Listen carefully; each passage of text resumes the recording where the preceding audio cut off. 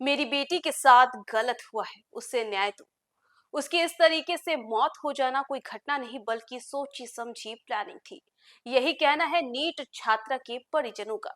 News phonation पर आपका स्वागत है और मैं हूं आपके साथ प्रार्थना।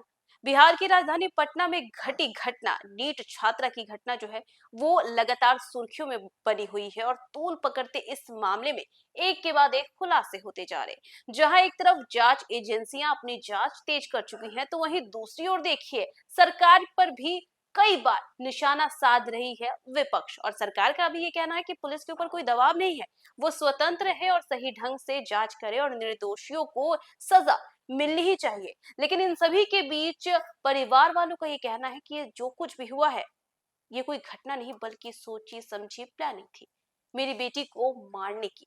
दरअसल बात करें तो इस शंभू गर्ल्स हॉस्टल कांड में एक के बाद एक खुलासे हो रहे हैं, एक के बाद एक कहा जाए तो परतें खुल रही हैं और नए नए खुलासे हो रहे हैं। जहां एक तरफ परिवार वाले का कहना है कि उन्हें जांच एजेंसी टीम पर भरोसा नहीं है और वो आत्महत्या कर लेंगे अगर उनकी बेटी को न्याय नहीं मिला। और देखिए इस मामले में अब लड़की के परिजनों ने डीजीपी विनय कुमार को चिट्ठी लिख दी और इसके बाद से देखिए पूरे पुलिस महकमे में हड़कंप मच गया है। बात करें तो जहां एक तरफ सीआईडी की टीम जो है वो कल पहुंची थी शंभू गर्ल्स हॉस्टल में, वहां पर उन्होंने फिर से एक बार जांच की और उसके बाद देखिए जहां एक तरफ अब तक इस मामले की गुत्थी नहीं सुलझी है, तो वही फिर से एक और खुलासा हो गया। बिहार की राजधानी पटना में नीट छात्रा की मौत का मामला अब एक साधारण मेडिकल केस नहीं रह गया है, बल्कि परिजनों की ओर से बिहार के डीजीपी को लिखी एक चिट्ठी ने पुलिस महकमे में हड़कंप मचा दिया है और सोचने पर मजबूर कर दिया है कि क्या छात्रा की मौत की जांच सही दिशा में है। जी हाँ, माना जा रहा था कि नीट छात्रा की मौत से जल्द ही है कि डीजीपी को जांच की रिपोर्ट सौंप दी गई है, केवल एम्स की रिपोर्ट का इंतजार है। लेकिन परिजनों ने जो सवाल उठाए हैं उसके आधार पर मामला उलझता नजर आ रहा है। पत्र ने सीधे तौर पर इशारा किया है कि एम्बुलेंस से लेकर अस्पताल के आईसीयू बेड तक इस बेटी के खिलाफ जो है वो प्लानिंग रची गई थी। दरअसल बात करें तो चिट्ठी में सबसे बड़ा खुलासा नर्स को लेकर है, जिसमें 7 जनवरी की रात्रि को छात्रा को एम्बुलेंस की गाड़ी से उतारा गया था। परिजनों के अनुसार उस नर्स ने मां को कहा था लड़की के साथ बहुत गलत हुआ है। ये नर्स का बयान था, उनके परिजनों द्वारा ये बताया गया है। और अब सवाल उठता है कि एम्बुलेंस से अस्पताल तक लाए जाने पर इस नर्स स्ट्रेचर पर लेटी छात्रा के साथ ऐसा क्या हुआ, इस मासूम की जो बॉडी है उस पर ऐसा क्या देखा गया जिसके आधार पर लड़की के साथ गलत होने का जो आभास है वो हुआ उस नर्स को। क्या एसआईटी विशेष जांच दल ने उस नर्स को ढूंढने और उससे बात कर स्थिति की जानकारी लेने की जो है वो कोशिश की। परिजनों का आरोप है कि पुलिस इस आई विटनेस को जानबूझकर अनदेखा कर रही है। जब छात्रा स्ट्रक्चर पर लेटी हुई थी, उसके शरीर को देख करके नर्स ने कहा कि इस बच्ची के साथ बहुत गलत हुआ है और ये उसकी मां को कहा गया था। इस तरह के अपराध में पीड़िता के कपड़े सबसे बड़ा सबूत होते हैं, लेकिन इस मामले में लड़की के कपड़े परिजनों को नहीं दिए गए।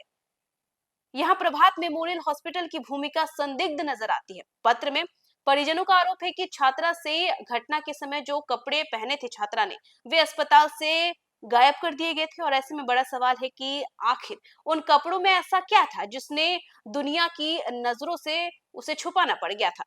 क्या उन कपड़ों पे किसी दरिंदगी के निशान थे?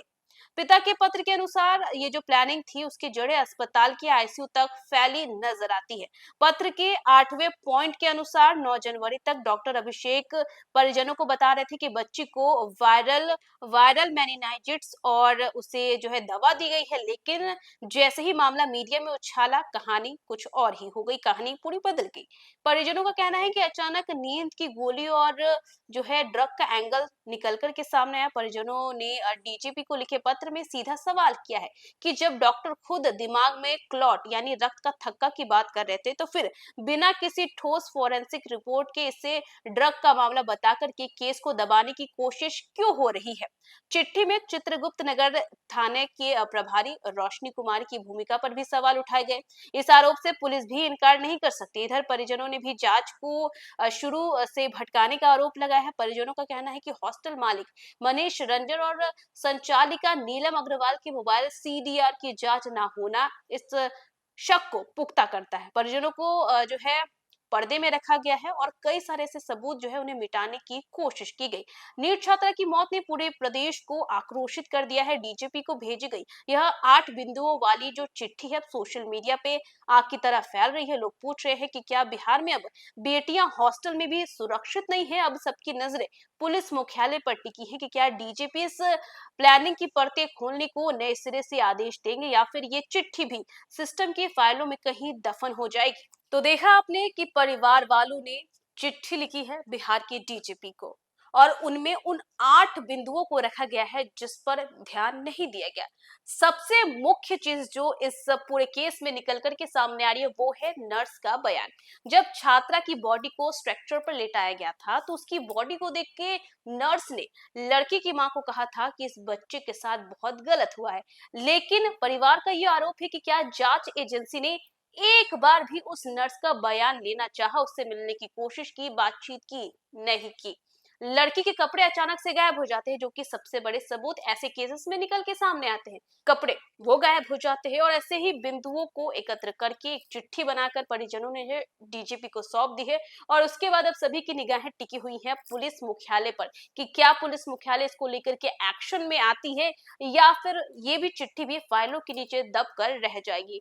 और अब देखना ये होगा कि आखिर पुलिस मुख्यालय इस पर क्या एक्शन लेती है। तो फिलहाल इस खबर में बस इतना ही। न्यूज़4 नेशन पे खबरों का सिलसिला जारी रहेगा। तब तक के लिए नमस्कार।